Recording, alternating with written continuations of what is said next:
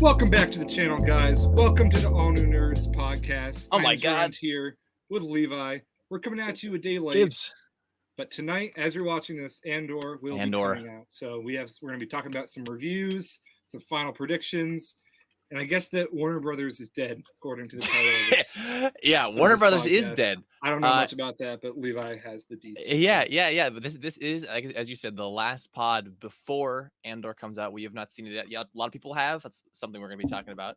But then, the other big news breaking over the weekend was the report from the Hollywood Reporter that has since been confirmed it's essentially a done deal. Is the final reveal of David Zaslav's plan, the end game. The mask came off that his plan the whole time was to buy Warner Brothers, gut it, make it as cheap as possible so Universal can buy it and he can get rich off it. And then Warner Brothers is going to cease existing. That is the plan. That came out in the Hollywood Reporter over the weekend. Like, Warner Brothers is going to be completely dead. April 2024 is the date. Let me add another layer to it, because Bob Chapek has been talking to the Universal guy. Universal's like the dark horse in the studio competition. Bob Chapek, if you may not know, Universal owns Comcast, and Comcast owns the last remaining shares of Hulu that aren't Disney owned. Disney owns 2/3 of that company. But Bob Chapek is like, well, it's a whole cycle. Bob Chapek will buy for like $30 billion from Universal the remaining shares of Comcast to buy out Hulu so he can merge it into Disney Plus fully finally. And then with that money, with that 30 billion, Universal is going to buy out like the entertainment part of Discovery that David Zaslav has made. It's in 2024. It's not a matter of if, it's a matter of when. It's being written, and that's like why they made the Batgirl. All this stuff is just to gut it. Like the stock price is tanking, so it's cheaper to buy, so he can make more money. It's crazy. It's insane. That's a crazy thing. It's like some movie level, like villain good arc. movie about that. Yeah, I don't know. I mean, to me, like, one studio is just, it's all the same to me a little bit. I mean, obviously, when you got CEO in charge, like, things change, but for the most part, like, these big, billion-dollar corporations just trying to pump out content. To me, as long as, like, the shows we've been getting, like, continue for the most part, like, the content stays the same, whatever to me. Even though I like the HBO Max streaming service, but, like, what's happening to Game of Thrones? Like, I don't know, is it going to Universal? Hypothetically, yeah, it would be. Warner Brothers is a huge studio. I can't believe, like, I'm seeing the end of it. And it's a studio that's 100 years old. So that's the other thing, is this is sort of we're witnessing ever since Disney bought out Fox. This is the real death of it to me. We've been on this chain of, and I don't know how, because I love studying entertainment politics. It's crazy to me that the government is letting these mergers happen. There's some serious, like, entertainment lobbying there, because it is insane to me the size of these companies are getting. But we're going to be seeing, like, literally the death of any sort of competitive market at all in cinema, which is kind of, to me, scary. Like, it's going to be like 50% Disney owned stuff and like 50% Universal owned stuff, because Universal will have like Jurassic Park, The Matrix, all of DC, that kind of stuff. Harry Potter, horror, like all the horror stuff it'll just be half the market share will be Universal, half of it will be Disney with, superheroes, Star Wars, Fox, animation. Because guess who owns the other animation studios? Universal. That's like oh my God, you're giving me a headache thinking about crazy. It's just going to be these two giants, and that's it. And I hate it. I hate everything about it. That's not great. I mean, Chris, there's always going to be small studios coming through, getting theater releases. So do your part and go out and see small studios movies. It's just kind of crazy to me that it's something that we're realistically living through. But extra crazy that one man, David Zaslav, is just taking the whole thing down for a buck. I also can't help but think that all of this sort of kicked off with Mandalorian. Doesn't that sort of feel like the turning point there? Yeah. Just we're going to start making streaming. Like we're going to start streaming. Bob Iger changed the way with his tenure at Disney, changed the entertainment landscape for the next half century with his buying of I would say it really starts with him buying Pixar, Marvel, Star Wars, like that 5-year span where Disney starts to consolidate. Then from there, it just the gears start Yeah, spinning. more just on the The launch of Disney Plus is the final nail. The streaming sort of like side of things, where they're at a point now where like they saw people canceling, Disney Plus subscriptions after Mando ended, and they're like, oh, we need to have a Marvel or Star Wars show coming out every month now.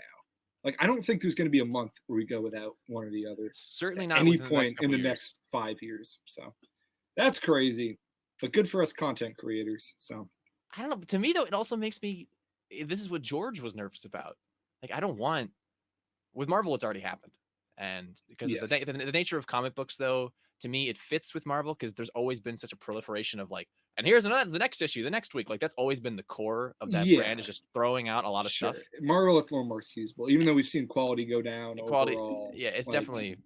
They're getting to explore some pretty interesting things. So yeah, I'm glad that we have Moon Knight and She-Hulk and all these characters. Yeah, because She-Hulk, like what it is, like a 22-minute like sitcom, like that could never happen back in phase 1 or 2. Like it's so it might not be your cup of tea, but it's with Star Wars happening. Yeah, I'm just nervous. Even if the content is really good, I just don't know if that's what I want for the brand. And it's a conversation that I wanted to, it's a good segue into Andor, because Andor is going to be this new, almost Game of Thrones level quality of show for Star Wars, which I'm so happy we are getting. I am beyond excited. But right now, like, this to me is like the absolute limit of what I want coming out of Star Wars and Lucasfilm, which we talked about this at another time before, how it is nice to some degree, and it brings me some solace that Lucasfilm still is kind of its own entity under Disney to make its own mistakes and make its own decisions, especially when we're quickly moving forward to this binary system of media where it's either NBC Universal or Disney. Oh yeah, to go back to that for a second, it's because they hate Peacock. They're like, Peacock sucks. No one likes this. They're like, Peacock is the awful. For me, there's no reason to have Peacock besides Office and like Parks and Recreation. I know they're like we basically like powerhouse NBC. The Universal, the Universal people are like, we fumbled the ball with Peacock, so let's just buy a streaming service, because they have Comcast, right? So they have this huge distribution network. So like, let's just buy, this chunk of entertainment to then feed into our machine to make the whole thing work, because right now they have the distribution method, but Peacock is not doing so hot. No one's like, we gotta go get out Peacock. The two big ones are, it's like Disney Plus, Netflix, and like HBO Discovery Max Plus ain't doing. So is Discovery Plus not happening then? Is that what you're? Well, all that stuff is happening in the sense that it'll just be packaged to be immediately sold away. So like, maybe for like 6 months there'll be some like husk of a shell of a streaming service, but this also explains like all the animation cuts, all that stuff. It's just being slimmed down, so this company has the least amount of debt, the least amount of stuff to inherit for another company to buy it out. That is why everything is going the way it's going. And to me, like, that cherry on, it's not, oh, we're doing a reset. It's, oh, it's getting completely obliterated. And that to me is just, I don't know. I didn't think it would be that intense. But anyway, it's intense. But back to the Star Wars stuff. The Andor thing. Like right now, my opinion on this has always been like, as far as it's like television shows, it's just sort of a new medium for Star Wars. We've only had 3 like live action, a few animated shows. I think this is a good way to continue to tell stories in the Star Wars universe without it becoming oversaturated. Of course, the movies are always like the special part of Star Wars. Like, that's the big thing. Like, there's 11 of those, 12, I guess, Clone Wars.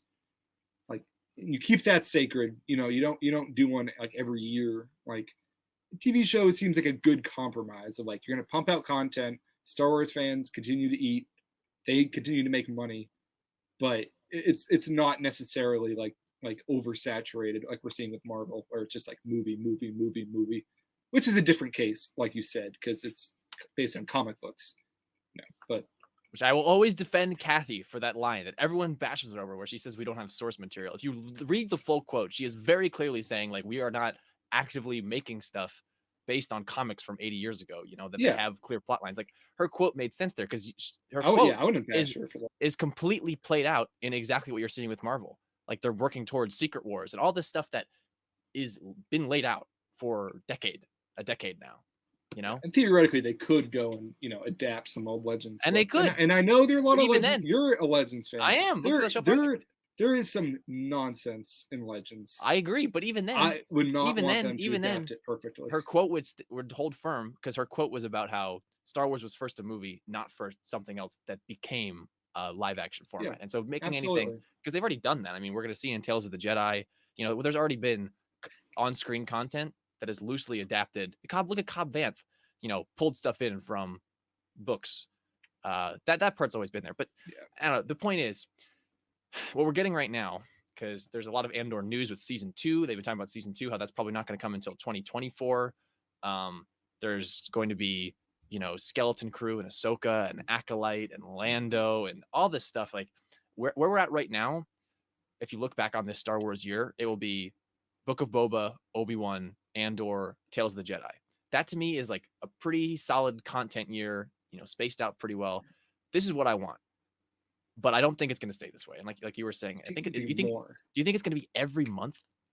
Like Star Wars, maybe not. I don't know. I mean, I guess the way you got to look at it is like, you know, we see Mando, we love it, we want season 2. You know, like people clamoring for Book of Boba season 2. Kenobi continuation is happening. If every single time one of these shows comes out, and then it's like, well, we got to do another season.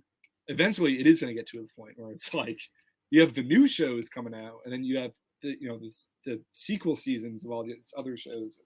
It's a lot, and of course, like we can sit here criticizing it. Of course, you know, then we're at Celebration, like seeing them announce all this stuff, and we're like losing it. You know, we're losing it because at the end of the day, we're fans. You know, we want to see more. I don't want to see it. You know, I don't want to see it ruined, but a Lando show, sign me up, man. I know, with Donald Glover too. Yeah, and Billy D like maybe coming back. Like I love Lando. Like give me a show about Lando. I don't know. I want that. I want that too. Split. But I think right now I'm just, because as we're recording this, you know, it's Rings of Power coming out. It's House of the Dragon. And with Amazon, you know, Amazon's looking into buying Paramount. It's like these huge studios, like Apple's shopping it around to buy it. It's like, I don't know. There's just so much of this massive content now being controlled by, you know, singular individuals, you know, billionaires often, who have the final say on some of these massive franchises. With Star Wars, it's a little different. I think luckily Disney is still more decentralized. Whereas, you know, as we see with Warner, David Zaslav is taking very direct control of certain creative decisions. Which a quick aside, you guys may have heard how we reported or talked about the fact that they got Dan Lin to be DC, like the head of DC. Then Dan Lin, like that fell through. The word on the street now is that there's just going to be no one in control of DC essentially for the next like couple of years, and they're just gonna, the movies that they have in the can in production are just gonna space out. That's also why they keep delaying them. It's just they're spacing it out until the time to sell, and then in 2024 it's gonna sell. And watch Black Adam and like care Shazam 2 and like Aquaman 2. And just be like these are pointless movies. I mean, maybe they'll be good in their own right, but pointless. Just as long as we get a sequel to the Batman, I'm good. I don't really care about anything else DC. But that's doing. The thing. I don't know if we're gonna get that for a long ass while now because of the state of that's just so horrible. That was a fantastic movie. But Joker 2 moving forward, like weird one. I don't know. And this is to color our conversation even more. Because I love pods like this where it's just a back and forth conversation. I was in a Tarantino mood, and so I watched Kill Bill Volume 1 and 2 over the past couple of days. And so you haven't seen him ever. I'd seen him like 10 years ago. Wow. Because I liked the action as a kid. You know, I had a phase when I was like from 10 to 12 where like anything with that sort of style, I was like the wire work style, I was like, I gotta watch. But I didn't like fully take it in, you know. Yeah, sure. I've seen Tarantino's 2000 stuff, like from Inglourious Basterds on, each of those movies like 3 or 4 times. I know those movies pretty well. So I'm a big fan of his, and his 90s stuff less so. But say what you will about him as a director, watching that kind of movie and just that kind of feel of like, you know, someone made art here, and I don't want to lose that in this new streaming era. It just sucks. I loved it. I loved it so much. I can't express to you how much I enjoyed my experience. Yes, I love Kill Bill. But you know why I watched them too? Because I was in a Tarantino mode. I was on HBO Max. I was on HBO Max, and it was in the leaves at the end of the month category. Jeez. Oh, I didn't know that. I gotta watch this. You know. Well, to put a bow on this conversation, it was on this dying streaming service, which is kicking off. It was like, you know, Kill Bill, like all this stuff that was just leaving. And I was like, where's this content going? The answer is nowhere. And that to me was just you can always rent movies on Amazon. I know, but it just sucks. It's like, what is happening to our entertainment? Yeah, Where I mean, and to add on to that, like I think a lot of like mainstream directors like will say that, and they say cinema's dead. Just we saw with Top Gun Maverick, like everyone's like Tom Cruise is like saying he's like the savior of cinema. People have been saying that for a very long time now, ever since like VHS and DVDs are like a big thing.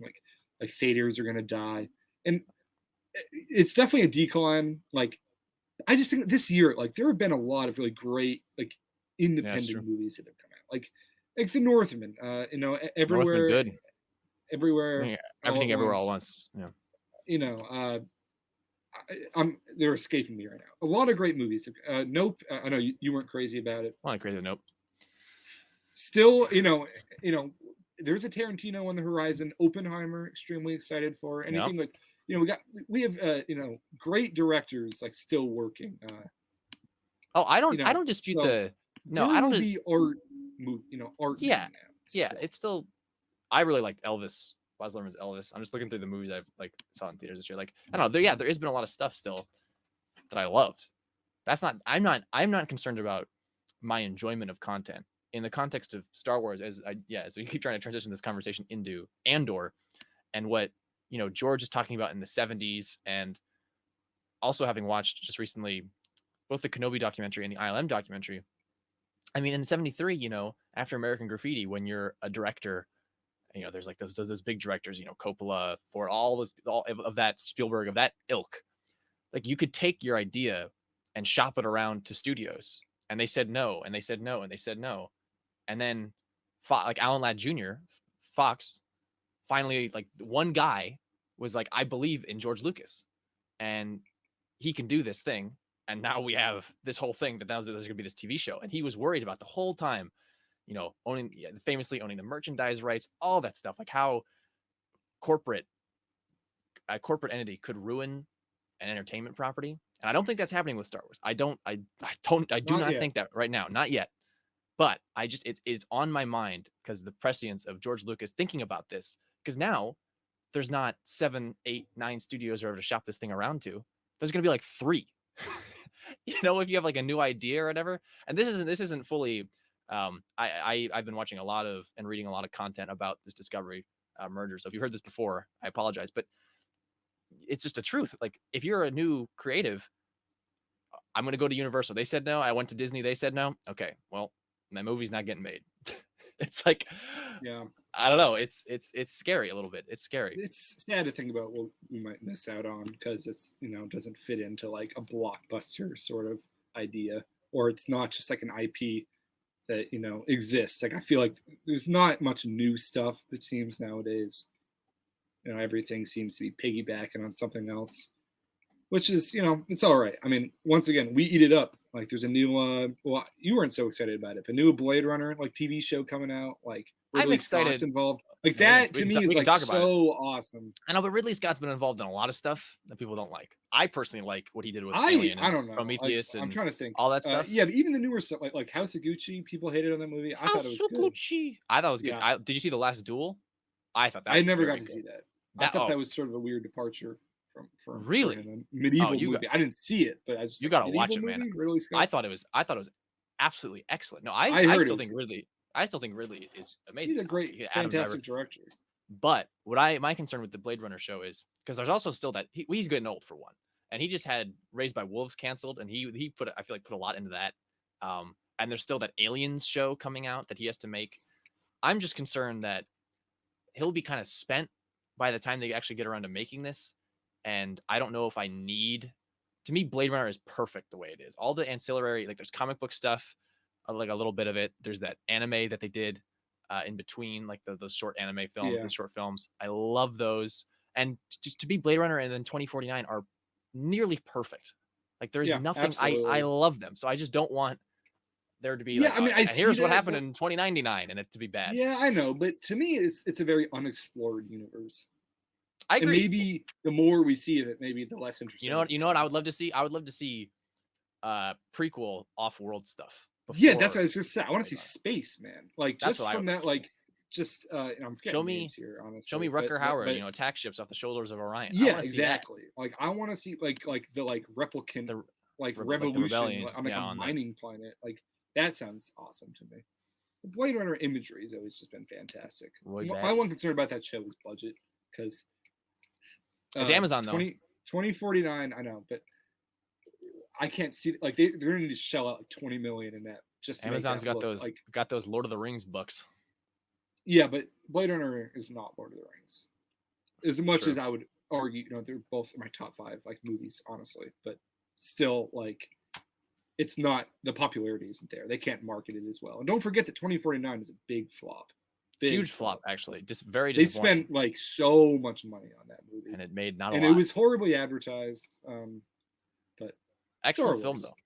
But excellent film. Star Wars. Yes, but Star Wars. Maybe something, another good segue of the many I've tried thus far is, even though there's going to be less content from these creative directors, like I'm worried that there'll be less creatives. Clearly, it has been made very apparent that within this big franchise work, we will have these visionaries take their own crack at it. Like what Tony Gilroy is doing now with Andor is clearly different than anything else. And he's bringing all of the way that he makes a Michael Clayton or a Bourne Identity to Star Wars. And I don't know, like let's talk about that, because he's been going around, this guy saying like, there's no fan service. And then yeah, my ass. No, but wait. But wait. Then today, in the most recent TV spot, you got Luthen Rail and Mon Mothma looking at Plo Koon's mask. And I'm like, come on now, Tony. What is that? Come on. I wonder if like every once in a while, like someone pops in and is like, by the way, you could throw in something cool. That's pretty awesome that Luthen has Plo Koon's mask. I hadn't seen that. You hadn't seen that? Yeah, that came out just today. That's great. I mean, like, we know what material that mask is, because it's pretty crazy it survived a crash. Unless he has more than one. Well, it had to be vacuum resistant, because it's kept him alive and had to be used in space. So he probably had like more than one though. Probably just went over to the temple and grabbed one from his like bedroom. Plo Koon's bedroom, the Keldor bedroom. But yeah, still Luthen Rail as a like antiquities collector. It's so cool. Like it gives you an opportunity to have a cool, like, look at this. Like you can't see the other frame, but Mon Mothma's like looking at it too. Like if he's given like some monologue about the Jedi, talking about like looking at Plo Koon's mask, that's so cool. Yeah, but that's like this sort of smaller fan service. Like just talking about the show as a whole. I know, but you're making a show about Mon Mothma. Like, I'm sorry. That is as fan service as it gets. I'm sorry, Tony. I'm sorry, Tony. Saw Gerrera's in your show.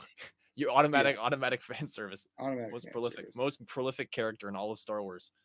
Saw Gerrera. If you're not making a real Star Wars if Saw Gerrera is bored of Saw Gerrera, I'll say it, but we'll see. Well, anyway, so the premiere was this past Saturday, I want to say. Which was great. Like just everyone working on the project and the red carpet, all the interviews, so fantastic. Like people we met really at Celebration. People really care about the show. Like a lot of passion there. Like I haven't seen with the other shows. I don't think. Not to say that like Ewan and Hayden, like obviously so happy to be back, but something about just the way that Diego and Genevieve talk about this show, it just gets me excited. And all the new people like Kyle Solar, who plays Cyril Karn, and it's been this way since Celebration. I think we saw Diego and Genevieve up on the live stage talking about the show. Convince me. And I think we were all like, okay, like they obviously are passionate about this project, but really it's just everything, like all the pre-rollout, like or just everything pre-release has just been like spot on. Well, because they're not afraid to talk about the show either. Yeah, they're talking about it. Everything I hear excites me. Everything they've said is lined up with the reviews that we'll talk about soon. I just couldn't be happier and more excited. But overall, it's just very like wholesome event the premiere was to me. I don't know. It's the best way I can put it. And it seemed like a good time. And we were talking too about, to tie into our earlier conversation, this isn't one of those shows that's we'll milk it for all it's worth, keep it going. It has a definitive ending. Like they're gonna do one more season. Yes. And which is gonna come out in 2024. Like they're just talking about it. Like they don't care. Like Tony Gilroy, his philosophy to marketing this is he's just telling it how it is. Like it's not gonna come out before 2024. It'll probably be 2024. It's 3 episodes, 3 episode arcs. This is what they're gonna be about. They're each a year, and this is how I'm gonna do it. And because they originally wanted it to be 5 seasons, and then that got cut down to 3. And then on set they're like I don't know if we can do, because if they were gonna do a 5-season show of this scale, it'd take like a decade to do. They're like, we Yeah. don't have that kind of we don't have that kind So, of yeah, time. because this is on like a Game of Thrones level, like intricacy, like in terms of plot lines, and Yeah, a he's lot like, of care has gone into this show. because originally A lot of care. each season was going to be a year, and they're like, we don't know if we have that. It wasn't like Kathy or Disney saying shut it down. It was Tony and Diego saying like, if I'm doing this in another 10 years, I don't know if it's gonna hit the same if I'm like 50 and I'm meant to be going into Rogue One. Like it's just Yeah. not gonna. We need Yeah. to do this. We need to do this now to get the story told in a faithful way. And I respect that. Like if you Absolutely. they cut out the fat. They said we're just gonna focus on each part. Each like the most important part of what we've written here. Because he showed up. He has like a 1,600 page like manuscript of like just the story. It's huge. I don't know. Like it makes me really excited for just that we know that this isn't going to be even with the sequel trilogy. It starts in 2015. It's going to be 4 years till you can even start to put the whole story in perspective. This is like within 2 years, like you're getting this massive saga longer than any movie, and you're done. And like you got it. Yeah, Enjoy and it. it's just great that these decisions are being made by the people making the show. Making the show. Like, That's what I want to say. Yeah. If I had heard that it was going to be 4 seasons and it was cut down to 2, and this was like the axe from Kathy or just like anyone higher up. Like, Michelle Rejwan said you got to cut out season 3. That would be like that would be bad news to me, and that would not. But like I'm absolutely fine if they feel like the story is going to be better if it's 2 seasons, 24 episodes. Then by all means, I trust them. And it was Tony and Diego who made that decision on set. And that to me is like, you're there in the Scottish Highlands or whatever, filming your Star Wars show, your crazy epic. And like, we got to do this if we're going to do this. Right. Yeah. With the orchestra on set. Crazy. The music. So great. Love that. There's been high praise. Speaking of high praise for this music, I can run through a couple of the social media. About some reviews because like you said, premiere the other night, and a lot of people got to see it. Unfortunately, social media. We weren't invited. No, not yet. Got lost in the mail. Oh, by the way, speaking of wondering where stuff is, I should have put this at the top of the show, but if you're still this far, don't worry. Johnny's still around. Johnny's working on something for the channel right now, and it'll come out in a while. But I assure you, he's working on something for the channel. It's just gonna be a bit. And that's not a joke. And you can quote me. I mean, it is a joke. What do you mean? It's not a joke. It's not a joke. He is. No, he's working on something that has nothing to do with our channel. What do you mean? It has everything to do with our channel. With all new nerds. I think he's working on something for the channel. That's the way I would put it. I mean, does it violate NDA to talk about what he's doing? Is this some big surprise? Yeah, we definitely can't say. What do you mean? What do you mean can't say? No, we can't. No way. No way we can say. I've talked to a whole bunch of people about this. Really? What? Okay, that like someone has a job working on something? Johnny's working on something. I don't feel comfortable saying. Here, leave a comment. Come to our Discord, and you'll add if you're watching this and you're Johnny's curious. is a PA on a project. Yeah, he's working on a project. Yeah, he's working on a project. I don't feel comfortable see exposing what it has to do with the channel. We're not publishing it. No, it'd be funny because we're gonna cover it. Are we? We didn't cover the other films. We didn't cover the other. I don't know. I think it'd be funny if we did. No, I don't know. Okay. I see what you're saying. I would see. I was doing a bit. Yeah. If you made it this far and you're wondering where Johnny is, he'll be back. Hopefully for some Andor content. Same with Dylan. Dylan is alive. Yeah. No, they're good. They're busy. Okay. Busy boys. Andor earlier action. I wanted to quick do that bit, but I didn't realize you were like, let's just tell him what he's doing. I think I didn't spill it completely. I mean, you were overhyping it. I'm sorry. That's an overhype. I think it's funny. Our audience will think it's hilarious. Okay. It's a big secret. Let's see if people can figure out what Johnny is up to. Collider of Collider has assembled all of the first responses. Andor is unlike any Star Wars story that we've ever seen before. You want to pull this up and scroll down, or I suppose I can pull it up. Pull it up. It's just a bunch of tweets, right? It's just a bunch of tweets. It's just a bunch of tweets. A bunch of tweets from a bunch of guys and gals. Get this out of here. Andor is unlike any Star Wars story that we have ever seen. It's at the center of a stunning and dangerous world in turmoil. It's gritty, mature, and the most intelligent and well-informed story we've had to date. Tony Gilroy is a genius for Maggie Levitt there. That's pretty high praise. High praise. High praise. Now, Stevie, have seen the first 4 episodes of Andor and love them. I am so tired of watching the same Star Wars characters and locations, and Andor is none of that. No Jedi, no lightsabers, no Tatooine. Tony Gilroy is leading what might end up as my favorite Star Wars The series. no Tatooine there makes me excited. I got Tatooine fatigue. I think everyone does. I've seen the first 4 episodes of Andor. It's from Meredith Loftus, and it's a big win for me. Very impressed by the story, filled out by morally ambiguous characters. There's definitely some Leo pointing at the TV moments. Oh yeah, that's okay. Okay, see, that makes me think there are some, some things. Maybe she knows who Plo Koon is. Oh, there it is. All in all, it's grounded, beautifully shot, and I can't wait for more. Here, there's a Star Wars Andor is incredible. I know. I'm pulling up the full thread because I like Adam Garcia. I respect his opinion. Fellow Last Jedi enjoyer. Andor is incredible. It expands the universe with dynamic characters and a complex story, all while honoring everything that's come before. It's visually stunning. Unlike any Star Wars on streaming, Tony Gilroy has something to say with this series. As someone who doesn't love Rogue One and didn't want this series, believe me when I say this is the kind of Star Wars TV I've been waiting for.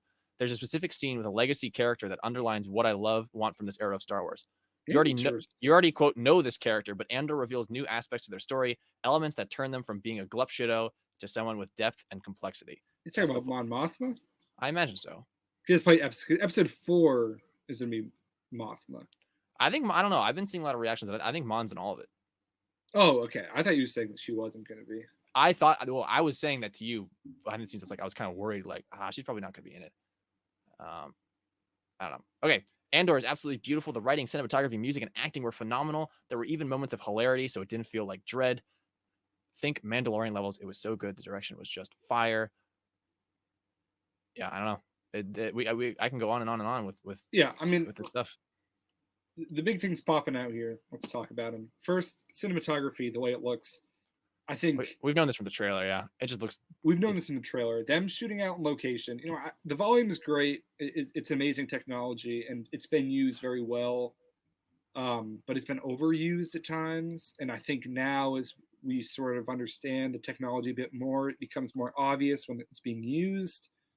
It doesn't hit quite the same as it did early on. I think I've been fatigued. I want to get back out shooting on location. I think, and that's what they're doing. I mean, just from that first trailer, the shots of them out in the woods, and just like it looks great. It looks more real. If I may read one more of these reviews, go for it. Because I have read and watched, as I'm sure you have, viewer, so many of these videos, watching people read the same tweets from the same people. But I wanted to read this one because no one on goddamn YouTube knows how to say the word diaspora, and it kills me. Every single one of these videos I've watched, they're like diaspora. I'm like, it's crazy to me. The steady tension-filled build of Andor gets right down to a personal story of diaspora. Diego Luna shines as a survivor on the fringes who finds himself instrumental to the start of the rebellion, forged by the disenfranchisement of the Empire, like so many others ready to rise. Me likey, but I don't know. I just want to do that because I think it's funny. Like, I've watched so many videos, and no one knows how to say that word. I've heard diaspora. Because from the beginning we've read those quotes, Diego saying how it's a migrant's journey. Like that's what it means. Like it is. I mean, it's very specific though. That's not like more of like this is a refugee story. I mean, that's very specifically sort of. I know, but like diaspora means like it refers to usually the Jewish context. Yeah, that's what I'm saying. But the actual root of the word is like the dispersion of a people from their homeland. Oh, gotcha. I feel like I just immediately think like Israel. Well, because that's like where it's used now, like most prominently, but like the root of the word is like about people spreading out from where they're originally from and then coming back. And to me, that's like Cassian getting pushed out of, I think it's Fest to Ferrix, and then ultimately he's coming back home to the rebellion where he's going to sacrifice his life to, ultimately save the galaxy. Like, I love that. I'm a fan of this arc. I am too. I mean, sometimes I have like a little mixed feelings about how like political Star Wars should get. Like, I don't have any like strong opinion. I know some people like really will just go off about this kind of stuff. In pro, I imagine. Yeah, I want it as political as possible. People that sort of like deny that like Star Wars has ever been a political device are just like idiots. Like, I'm sorry, like it's been very like clear that it's a war story. Like, very inspired by current events going on. And George talk about it. Yeah. You just let's go like watch George. We know what it is, but it's never been as like specific. It's very timeless. Like it's It focuses on stories That's that, because it's a good story. yes, But but also because it's more so reality that often the, repeats itself. So yes, but the political ideas behind it like could be applied at any point in time. Of this is more like a human issue, and I think like a migrant sort of story there like works perfectly for that. Like so I think it's a good thing. I've seen a lot of quick grumblings about people saying it's like quick I don't want it to be political. quick offshoot, Rings of Power, political discussion. I've seen, because this is going to happen with Andor too, and it's a worthwhile discussion to have. I've seen so much grumbling and thumbnails, hundreds of thousands of view videos with the guy on the thumbnail being like, "The elves are taking our jobs," and like that whole scene. Yeah, I'm like, people are losing their minds about that. I'm like, isn't I don't know. I just didn't. yeah. Here's the thing. So when it comes to Rings of Power, like we haven't actually talked about it this much on the stream, or just on the channel. Off scenes, we talk about it a lot because we sort of have different, varying opinions here. I'm sort of the big like token head of the channel, so I have a lot of issues with the way that the story has been portrayed, not being accurate to source material, right?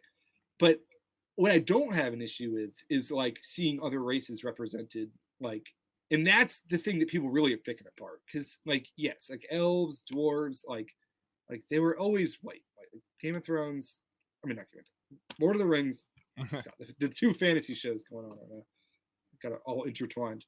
Like very much based on Anglo-Saxon culture. It's just the way it is. The elves are supposed to be like from the stars, like they're like moon beings, like that's why they're white. They have like white hair. But it's like if you really care that much about that kind of stuff, that like you're just using it as an excuse to be racist. I mean, that's all it is. Like I can understand being upset about this doesn't match like what's in the books, but it's not that important to the point where we like don't hire minorities, like don't give them a platform. Like that is ridiculous to me. So that's where my opinion deviates from the other people that use the source material as a criticism for the show, because I do that for the most part. But when it comes to that kind of stuff, it's absolutely ridiculous. And I think we're going to see it with Andor. I mean, we saw it with Riva certainly Celebration, last man. show. We saw like, so much on the internet, just so much wacky stuff walking around it's the just floor. horrible. It's Looking at our just so phones. horrible. It's just like it's just very like closeted racism. And I think we can be very open about that. We have strong opinions on this. So if you're like that, get off the channel. Seriously, if that's like a serious opinion, not interested. Sorry. But was that scene though? And was that true? Because to me, in the way that I've understood. Sorry, was there a specific scene you were talking about? Yeah. You had some pent up opinions clearly, and I agree with all of them. Yes. But no, the scene that I've been seeing, because I felt it when I was watching it that people are going to use this as a weapon, and like I said, I've seen the thumbnails, I've seen the videos get made. It's when the Numenorian guy is like talking about how like Gladriel's in the city and he's raging out, and then the counselor like comes up and is like, "Don't worry, like you're afraid of one elf, like calm down." You know what I'm talking about? And like, but in that speech, like he uses like a phrase how there's an elf like taking your jobs or whatever. Like it's like vaguely, it's like vaguely like that. You know what? That is funny. I did not even like. So you didn't even pick up on it. Think Exactly. about that. No, like, that has been blowing up everywhere. That's funny. Everywhere. No, I see it because it is amongst interesting. Because when I was watching that scene, I like sent a video to the nerds and being like, I hate this scene. It had nothing to do with the political implication. I didn't even think about that. Well, it's not even political. My point is, I didn't even view that in that. Like, I knew people were gonna some people were gonna use it to grift. But to me, I'm like, the way I've understood Numenorian and elves, why wouldn't they? Isn't like there's this conflict? Like, why don't they hate each other at this point in time? Like, isn't there some grifting? Like, I know that Numenorians. Yeah, the thing is, that's made up for this show. Is that made up for the show? Yes. They have no reason to hate each other. It's stupid. I see. Unfortunate. Well, why does the island get sunk then? I thought it was because they don't help out. The island gets sunk because Sauron pulls up and like. Oh right, he corrupts them. But that hasn't happened yet. Like, I don't know. This is still an Andor stream, but just quick reason. It's a pod. It's a pod. We're talking about it. Doesn't matter. It's okay. The Numenorians are supposed to be like almost on par with the elves in the sense that they're extremely wise, like diplomatic, like reserved beings. They're not humans. The way that the Numenor has just been portrayed is just like it's like just the rabble on the streets. Like it just feels so human. Like they're supposed to be better than humans. Like that's the idea. Is that these are like the elite.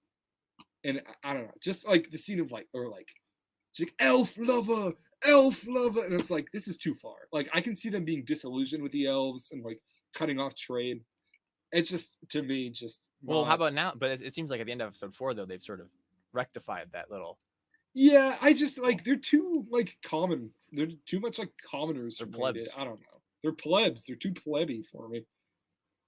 That's what bothered me about that scene. That It's a island's mild complaint. that island's getting sunk though. Yeah, see, that's like another thing. Like that sequence is so cool when that wave comes in. Like I think it looks good. That's not exactly how I always pictured it. It's one of those things where it's just like doesn't match up.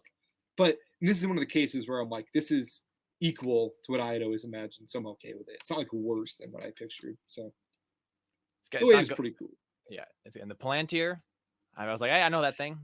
I was like, Yeah, you know, there's supposed to be a lot of them, and Numenor is supposed to have all of them. And then she's just like, oh, they're all missing. Yeah, that's a new thing. I don't know where they are, because that's, I don't know. How many seasons? Little weird detail. How many seasons is this show supposed to be? Who freaking knows, man? They have not officially greenlit a second one. I am absolutely certain there will be another one, but because I was talking to a friend last night about it who was watching it and loving it just as I am, who's like only seen the movies too, just like me. Because he was talking about like, oh my god, like I think one of those people is like the Witch King, right? Is he going to be in the show? And I was like, Halbrand is probably the Witch King. I know. People and I think was he's Sauron too, but I think he's the Witch King. After talking to you about it, because I was like, oh no, that makes sense. Yeah, that was because he's the king of men. Like if he's the king of men, like yeah. I said that before that scene though. Just I know my own you know the Tolkien stuff. But anyway, I was talking to you, and I'm talking. Yeah, we don't know. We don't know what. I know, really but he was like, he was under the impression that this was a 1-season show, that it was going to end like leading into like Lord of the Rings. I was like, no, I don't think that's the case at all. No, I mean, the thing is like it seems like it could be going there, but too soon. I think it's too soon. It's too soon because they're setting up sort of the stepping stones to the like big battle that we see in the very beginning of Lord of the Rings. At that point, like Isildur is like an adult, like a grown man. He's like 100, I think. Like we see he's a kid right now. So obviously we're years and years away from that. So I have no idea how far the season's gonna go. And just so it's clear, like before this show even came out, it's been very like open that this is a very condensed history timeline. Yeah, very condensed. Like they're like putting in like 1,000 years of time into like 100 probably. So I don't really know like how far the show is gonna go into the timeline. I hope it just ends with like a good like battle, man. Because I'm not like always all about action or whatever, but that scene with the man catching the arrow, knocking it back. Yeah, see, cool. I thought that was such a fantastic scene until like, why did like the woman just like show up? Why was she in that scene? Like, I'm sorry, like she just like runs into the woods and just like finds them conveniently and then like runs out with them. It's just it killed it for me a little bit. Still a great scene though. I was saying to Levi that was one of the few scenes that really impressed me. I think so far in the show. Just the soundtrack and the slow motion felt like very similar to Lord of the Rings movie. Like felt very similar to Jackson movies, like so that felt good. And then the transition there, you sort of like are like flying alongside the mountains, then right into the dwarf lady like singing her song. Like that's good stuff for the miners. It's good stuff. That was cool. Yeah, I loved all the Elrond stuff too. I did too. That stuff has been fantastic for me so far. I don't know. Quick little Rings of Power. Like, and you guys can tell I have so many opinions about this. We haven't really gotten together to do an official like stream, I don't think yet, unfortunately. We did one maybe for episode 2. I don't know. I have a lot of thoughts here that I need to like get out at some point. We gotta make some content. Well, Johnny has been trying to watch it and continues to fail. So once he finally gets around to watching it, maybe we can do it. We can do like a season review stream. That's good. You know, like an hour or two, just talking about the whole show because there's a lot to talk about. Obviously, I have a lot of opinions on like 2 scenes that I just talked about. So yeah. But yeah, as we draw to perhaps the last moments before Andor is not yet out, because when you're watching this, it'll probably be out in like a few hours. Let's talk like our final predictions for the show. Final predictions. I brought up that Plo Koon thing because personally, I don't take the whole no fan service. I don't care. Like there's going to be quote unquote fan service into my definition. Like, Yeah. did you see how Erin Kellyman, who plays Enfys Nest, was at the premiere? Like, I know she's in Willow, but she was the only one from the Willow cast there, and I was like, Yeah, she's probably going to be. I'm like, I would love to see. I mean, Solo sort of set it up as she's like almost starting her like a rebel. Did you know? In canon, in the Solo novelization by Mur Lafferty, and it's a scene that was in the script, but it's never got filmed. Who she's selling the coaxium to is Saw Gerrera and young Jyn Erso. It was going to connect the two like standalone movies, but like that is like canonically. But either way, they still set it up very much in that way. But yeah, my point is it's even more set up. Like Saw Gerrera's in the show. She in canon like is part of that rebellion, that early rebellion. It'd be good to see her. Like I feel like Tony might do it. It'd be kind of cool to see the Cloud Riders again. Also, I want to bounce this off you. This isn't as like a spoiler necessarily, but there's a rumor, pretty credible rumor, that in the show, because we're going to be following Cassian's life, at some point Cassian serves in the Imperial military as like a cook on Mimban when he's like 16, during the same time that Han is on Mimban. I'm like, what a cool moment. If there's of Alden. Like, what if there's like a cool like Alden? Johnny's like, I hate this, but what if there's a cool like Alden? Love me some Alden Cassian. Johnny, if you're editing. Han Cassian. Yeah, like, I mean that seems like really like a far fetch, but I mean it is sort of weird that it's like exactly around the exactly era. right. I don't like know. Yeah, if we're talking like legacy characters we expect to make an appearance, Ian McDermott. What I mean, I think Leia, like just like the back of her head, walking around with Bail. Yeah, okay. I'm not like maybe more like to the point where they actually are like involved in like a plot, because then Bail is my big one. I expect to see Ian McDermott. That's the big one. I expect Emperor, maybe a Mon Mothma like scene with him, like and him back in like Emperor mode, like but like which, I don't know if you still like doing a little bit of help is gonna be very. Did you see the Kenobi doc? I have not seen that yet. No. Okay, well, like was actually there. It wasn't like when people saw him in Kenobi, they were like, "Oh, did they like CGI that? Where did he film that?" No, he was actually on set, like fully dressed, and they fully done in Emperor garb. So he was around.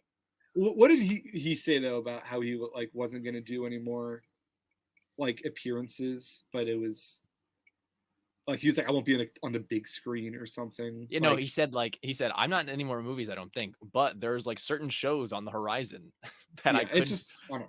He loves Star Wars. Like he'll be back whenever they ask him. That's sort of how I feel about it.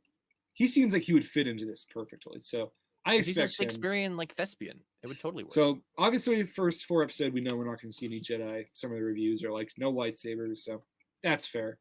I don't know if I want any Jedi. Who do we see? Cal. No, we're not going to. Maybe not this season. Probably not. We're not going to see him until his story is completely resolved. You're right. But God, it has to be mentioned every time, right? Because even before, during all the way back during Mando, it's like, is Cal going to show up and take Grogu? During Kenobi, it's like, is Cal on like Tatooine? People just love this character. I think the connection. I think it's going to be an inverse thing. I think Kenobi stuff is going to bleed into Survivor. I was going to say Fallen Order. Cal is not going to show up. I know that, but it's still worth a mention. I think we're going to get the Path and like Reva and Roken and all that stuff in Survivor. Sure, yeah. I think it's going to be then the last sort of obvious one that pops out to me is Ghost Crew. We've talked a lot about this. Now, at the point we're going to be spending most of the season in, like Hera, the rebellion, it's going to be Hera is the one that seems likely to see, and we know they've cast her.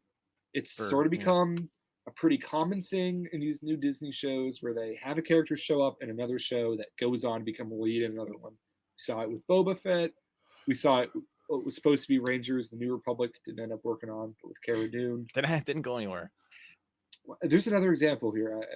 I'm trying to think of. I don't know. Well, like it seems. Well, the Bad Batch Bo-Katan. I guess not Bo-Katan, but yeah, Bad Batch is a good one where it immediately spun off into their own show, which no one really saw coming. To be honest, no one saw that coming. Yes, it would not surprise me at all if we see Hera in here and we get to see the actress before the sort of see how this looks and before getting to Ahsoka, who we know she's Although I could also completely buy her not showing up until season 2. She will be in the show. To me, there's no question. But I could also see her being in the beginning of season 2 because Rebels starts 4 years before, I want to say 4 years before New Hope, whereas Andor is 5. Yeah. So yeah, I don't know. I don't want to like clamor for legacy characters because at the end of the day, we know this is going to be a very well thought out, well written. Oh no, just kidding. It starts 5 PPY. It starts 5, so it's the same time. It's just going to be a fantastic show. It doesn't need the support of like cameos and legacy characters showing up. It's not. Although necessary, I predict, I still think we're going to see a lot of those like. Look at this. It's Plo Koon mask prequel reference. And like definitely like smaller, like in universe. I think we're gonna see Masamita and Sly Moore and all like the Senate people who surrounded Palpatine. Yeah, no, absolutely. That seems like a lock. Yeah, this is more of like big stuff we can expect. But the Ghost Crew is my number one want. If I could just see the Ghost itself, even at some point. I don't know, it makes sense. We're seeing the Ghost next year. We're seeing the Ghost next year, Ben. This is a rebellion show, man. At the very latest, Ben, we're seeing the Ghost within at least 6 months from now. So don't worry about it. It exists. We know it exists. Rosario's talked about climbing around in it. It's a real prop that they built. Yeah, that's so awesome. So we live in a world where that's happened already. They built their Ghost like they built the Millennium Falcon. Where the Rebels like sequel is live action and it's happening and that exists. Like somewhere in a warehouse right now is a full-size Ghost that they built. Ooh. Or at least like, to the specifications of like how much they would do the Falcon in the OT. Because they've talked about it. Like Rosario and Natasha have like briefly mentioned like walking around in it. I'm like, yeah. Also, just in overall the Andor predictions, just like in the story, like I think we're getting a pretty big like cloning storyline here. And okay, that's talking about predictions. That's a good one. You think that's what it is? I don't like. Yeah, like I don't know. I mean, obviously Kamino was, or at least Tapoka City wiped out, but like I don't know. Not Tantus. They're still cloning stuff. Yeah, they look like clones, like those guys walking around all in the white suits. Unless they're just prisoners, that could be a thing. I think they're just prisoners because Andor's in there. I don't know. It's just like the whole thing is giving me cloning facility vibes, but even just there's science. There's some science going on. Yeah, exactly. And we've seen like people in the cloning in the Pershing outfit, right? Yeah.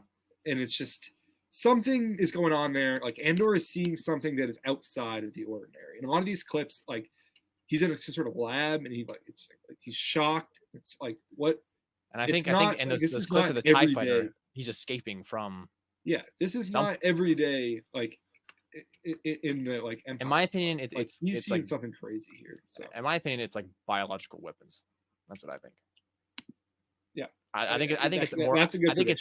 I think it's more run of the mill because this is Tony Gilroy, right? So he's very familiar with spy tropes and spy.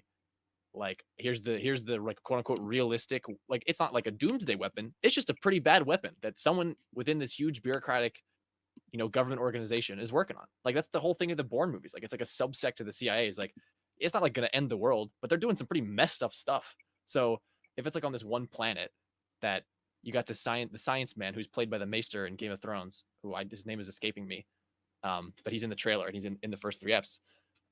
Oh, we lost Ben. Unfortunate. This is tragic. The cat could have taken him out. Oh, no, he's still there. Okay. Hello, Ben. Are you there, Ben? Anyway, it could be bad. And he could stop it. All right. Well, I think Ben's laptop is dying. We've made our predictions. If you're watching this, like I said, if it came out on time, Andor will be out in just a couple of hours. It's very soon. It's very exciting. So please, let us know what you think. Come check out our stream tomorrow. Let us know what you thought of this podcast. It ended rather abruptly. We were about to wrap it up, but his laptop died. If you can believe it. That's how dedicated we are to the content. His laptop died mid-recording, and this is what you're getting because this is what we do for you. So thank you guys so much for watching. We'll see you.